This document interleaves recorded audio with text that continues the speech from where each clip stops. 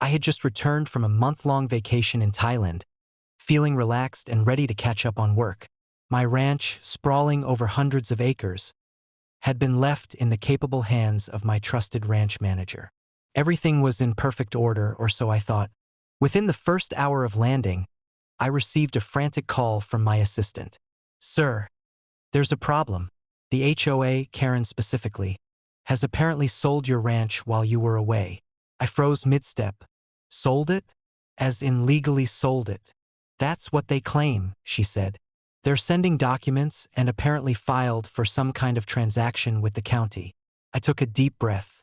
I knew my property inside and out, but Karen had been relentless over the years. She had tried to assert authority over nearly every inch of my land. But selling it? That was a new low. I immediately contacted my attorney while also heading to my ranch via helicopter. From the sky, I could already see the chaos. Signs with someone else's name plastered near the main entrance, and the local news vans gathering near the gate, filming what they thought was a real estate transfer. When I landed, Karen was there in full force, smiling smugly as if she had just pulled off the greatest heist of her life. "Surprised to see you back so soon," she said, flipping a copy of the deed under my nose. "Technically, the sale went through while you were away. You weren't here to stop it." I took a long, steady look at her. "Technically, you committed fraud," I said evenly. "You do realize that selling a property you don't own is a federal offense, correct?" Her smile faltered. "I thought I could just file the paperwork and—" "You thought wrong," I interrupted. I called my attorney, who immediately confirmed that the HOA had zero legal claim to my property. The so-called sale was completely invalid. Any attempt to claim ownership was not only illegal, but punishable by imprisonment.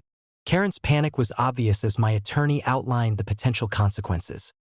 Charges for fraud, attempted theft, and misrepresentation. Local law enforcement had already been notified, and county officials were arriving to secure the property.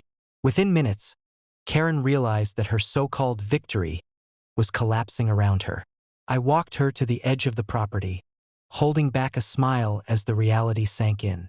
"I hope you enjoy jail time," I said calmly, "because that's where you're headed if you continue this charade." By the end of the day, Karen had been formally arrested. The county confirmed my ownership of the ranch, nullifying any of her illegal filings. The media, initially covering the sale, quickly shifted the narrative. HOA Karen arrested for attempting to sell a private ranch without consent. The story went viral. My ranch manager reported back that no property had been harmed during the ordeal. Everything remained intact: the barns, fences, livestock, and even the newly planted fields. I had always trusted my team, and today that trust had paid off. In the following weeks, I reinforced the property's legal protections and increased security. HOA Karen became a cautionary tale in local news outlets, a reminder that overreaching authority without legal backing can lead to serious consequences. Meanwhile, life returned to normal. The ranch thrived under my care, free from any HOA interference. Karen's arrest ensured she could never legally interfere again, and my ownership remained unchallenged. The lesson was clear: know your limits or risk facing the full force of the law.